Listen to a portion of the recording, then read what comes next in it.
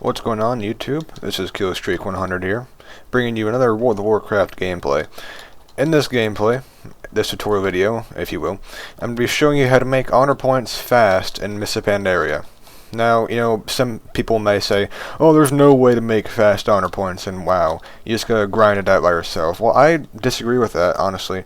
Before MoP came out, that was the solution to getting honors, just doing hard battlegrounds where you just got ripped to pieces, because we have no gear. As you can see, I just recently hit level 90, I don't have full PvP gear yet. I'm going to be showing you guys how I make my honor points fast. Now, what you're going to want to have to do is either, first of all, if you don't have flying in Missa Pandaria, or Pandaria itself, if you don't have the flying skill in Pandaria, you should go get that, because that's going to make this job a whole lot easier. It's going to require you to fly a lot in Pandaria. That's just to check back whether these guys will spawn back or not. And what I mean by that is that, alright, in Pandaria, you want to go to the Krasarang Wilds, level 86 to 87. Now, you can be any level for this, basically level 85 if you want to, but I would suggest level 90. That way you can solo them, which I can, being a Blood DK. Now, what you do is when you first head out the portal to Pandaria, you're going to end up in the Jade Forest right here. You're going to want to fly all the way down to the Krasarang Wilds. Now, this area won't be available until you do the quest, which I wish I knew what the quest was, but there is a quest that you have to do to unlock this area, and just get it. You'll probably find it right down here in Zhu's Watch. From that quest, you'll be able to unlock the area domination point.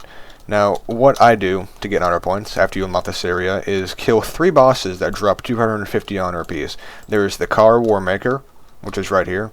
Also, if you guys don't know where this place is, it's right here in the bottom left of Krasarang Wilds, domination point. Fly over here after Kara Warmaker,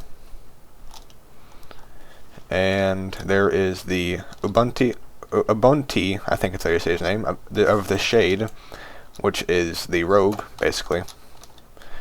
And then right in the middle, be careful of the turrets right here, they shoot you out of the sky, is Murda, the priest, basically. Now, they all have their own little specific ability. Now, I'm going to be showing you guys how to beat these guys, one by one. Alright, here I'm fighting the Kara Warmaker. Now, that cracking blow right there, that is his ability that will do massive amounts of damage if you don't dodge it. Me being a Blood DK, though, if you are a Blood Death Knight, then you won't have to worry about it. As you can see, boom, 200k damage, but easily I can heal that back up. But if you're any other class, that will destroy you. That is his one way of killing you. Now, you're just going to want to have to sit here, if you're soloing it, of course, you're going to have to sit here for about, 5 minutes, maybe. Depends on your gear and how much DPS you can do.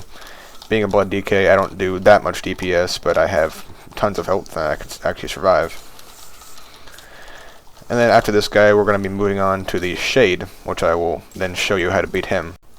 Alright, now after killing the Kara Warmaker, you're going to fly from his dead body, which is right in front of the gates, all the way over to the tower over here.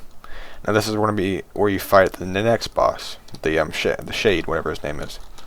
Now, the thing about this guy, like I said, they all have their own specific abilities. This guy shanks you, like that, boom.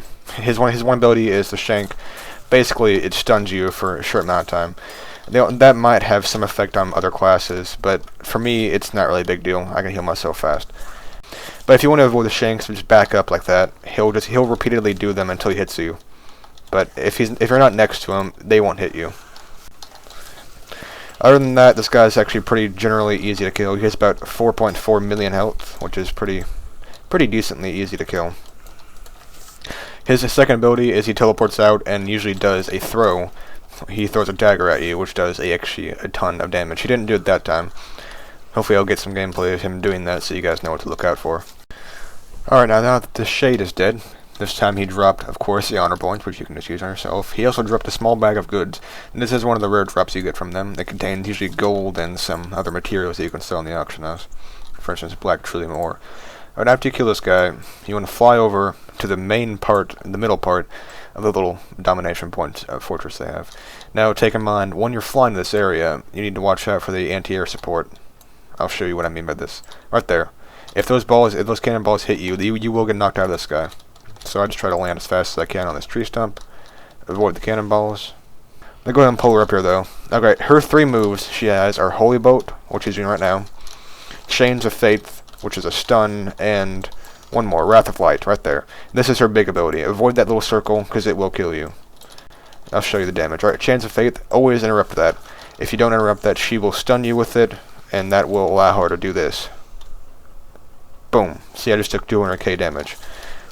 So you're always going to want to avoid that every time. Now, this tutorial may vary depending on your realm. Like, for instance, if your realm is highly populated, then this might be a bad way to get on her, because, as I said, these are rares, and rares, you know, spawn rarely. They have a respawn rate of, I think, 45 minutes to an hour. I may be wrong on that, but if you want to just get the exact answer, go Google it. You know, take like 5 seconds. But yeah, people, you know, a lot of people use a strategy. So if they're not here when you come over here, don't say, "Oh, this is fake guide." This is where they spawn every time, right here in the tower and the front gate. Okay, right here. Chains of Faith, boom. See, it stuns you for a total of 5.5 seconds to maybe 6 seconds, and she Wrath of Lights you while you're stunned. That's how she gets you right there. So you always want to interrupt that stun. Alright, she's dead. And here's a small bag of goods. And, of course, the honor points. Grant you 250 honor. Right click. Boom. Basically do an entire battleground. Right there. Now I started with, I think, 2,200, and now I have 3 grand. That is my strategy for getting fast honor points.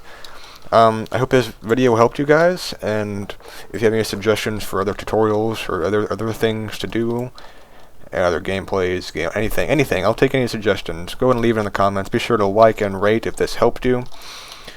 Check out my other videos if you have free time. And, well, I'll see you guys later. Thanks for watching.